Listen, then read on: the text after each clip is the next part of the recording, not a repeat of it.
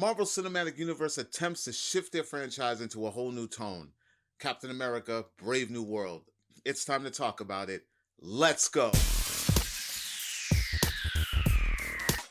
What's going on, everyone? Clep Napier from WeAreCritics.com, and today we are here to talk about, breakdown, and review Marvel Studios' latest superhero extravaganza. That's right, Captain America: Brave New World, directed by Julius Ona, starring Anthony Mackie, Harrison Ford, Danny Ramirez, Carl Lumbly, Giancarlo Esposito, the return of Tim Blake, and Shira Haas, ladies and gentlemen. That's right, Captain America: Brave New World is here, and it is time to talk about it. I know you all are excited to know what we all think who have had the opportunity to see this thing. Shout out to Disney and Marvel for allowing me to see this thing early. It's always a pleasure and appreciate it. So, before I talk about what I think about this film, let me get you guys up to speed about what this film is actually about. Captain America: Brave New World follows Sam Wilson, played by Anthony Mackie. He's returning as Captain America this go around, formerly the Falcon, the sidekick of Steve Rogers, played by Chris Evans. Avengers Endgame, he is handed the mantle as the new Captain America. Then we shift into the Falcon and Winter Soldier, where he then struggles, back and forth about whether or not he should take the mantle, being a black man in America. This one, we're thrusted right into the world of Sam Wilson as he is the new Captain America. Um, and there's some things going down that are kind of crazy. The world is at each other about a certain new element that has been introduced, that a lot of Marvel fans like myself have been waiting impatiently to be introduced. Adamantium is now introduced into the MCU, and there is, or could be, a world war at stake to get their hands on this element. So, ladies and gentlemen, without further ado, what did I think about Captain America: Brave New World? Okay, listen, I'm going to be straight up with you guys. I had fun watching this film. I enjoy this movie. I am a fan of the Captain America movies. They are my favorite of the franchise. There are a lot of things in this thing that just people who are just really into the story of the Marvel Cinematic Universe and the story of Captain America, and maybe the Falcon, if you're a fan of him as well, you will have something to take away from this that you will enjoy. Um, let's talk about the good things in this film that I enjoy before we talk about the things that might not be so good. The first things that are good in this film: there is a lot of world building and story building around the main characters. But off jump, when you walk into this film, it feels completely different. It doesn't feel like your occasional Marvel film. There's a lot of things that change, even in the title card, how it comes on, how it starts. It feels completely different. Introduction of the characters feels a little different than what we're used to. It's a little more grittier, I would say, more thriller, more serious toned in the beginning of this film, and then it immediately kind of brings in this heart. There is a lot of heart, uh, specifically around the Isaiah Bradley character. So I do recommend, I highly recommend that you go back and watch the Falcon and Winter Soldier to kind of understand where this narrative is taking you, because that is a lot of what you're hanging on to going, while you're watching this film, or even like the beginning of the film. It is very, very solely around Isaiah Bradley and Sam Wilson's relationship, and then the introduction of Danny Ramirez. Well, reintroduction, because Danny Ramirez is also in the Falcon and Winter Soldier, but you get more of him involved in Sam's world as well, trying his best to kind of fit the new Falcon title as a sidekick to Sam Wilson's Captain America. So that for me is a lot of that is the great thing about this movie. Like, it manages to build upon a world and still create a narrative without all the high expectations that we Marvel fans usually have. Like, we need more connection, we need cameos, we need Easter eggs. Like, that stuff it's there. Trust me, it's all there. But that's not the only thing that this film relies on. So I want to say shout out to the director Julius for being able to make us care about these characters before you give us the dessert, so to speak. So, um, the action, choreography, it's on point. It's no different. It's the same stuff that we see Sam do a lot.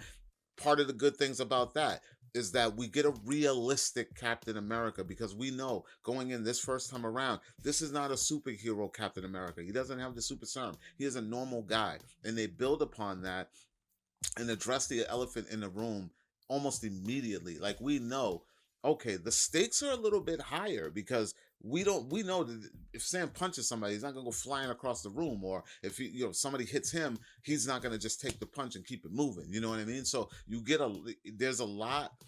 I would say this one might be, and I argued back and forth with a lot of friends about this, that I believe that this one might be the more violent Captain America, in a sense where the stakes feel higher. And yeah, if someone gets stabbed or if someone gets shot, it's happening. It doesn't really happen in the other movies like that. With the other Captain America, like Cap got bullets in Winter Soldier, but I would argue that that is the darkest of the three, or of the four now, but or the three that are Steve Rogers, I should say. But I think four kind of gives that, hands it back to that, in this one, action wise. Let's get into some of the things that I think people are going to have issues with. And a lot of it is obvious stuff, that you're going to hear people being nitpicky about. We were all concerned about reshoots that we were hearing about when this film was being produced. I'm going to say, for me, yeah, you might be able to notice that if you're looking for it. And I thought about that after I saw the film, but for the most part, I didn't. It didn't bother me, because I was just kind of into what they were showing me. I'm not. It pulls me out of the story knowing that Ross was recasted. I understand there was nothing we can do about that. But, and I was excited to have Harrison Ford be a part of this, and he's great in this film. But sometimes for me, it pulls me out of the story, and I gotta just kind of put myself and I say, yeah, this is our Thunderbolt Ross. But sometimes it's kind of hard. For people who really aren't close or tight to the character and the build up and the storyline of all those years, will probably be able to deal with that a lot easier than anyone that's like really into this. The CGI, guys and girls, what can I say? The Hulk looks amazing until that third act. The third act that we see in the trailer, I was really on the fence with a lot of the background stuff. Not the Hulk. The Hulk looks great. The fights look great. The CGI looks fine. The aerial shots are Top Gun worthy.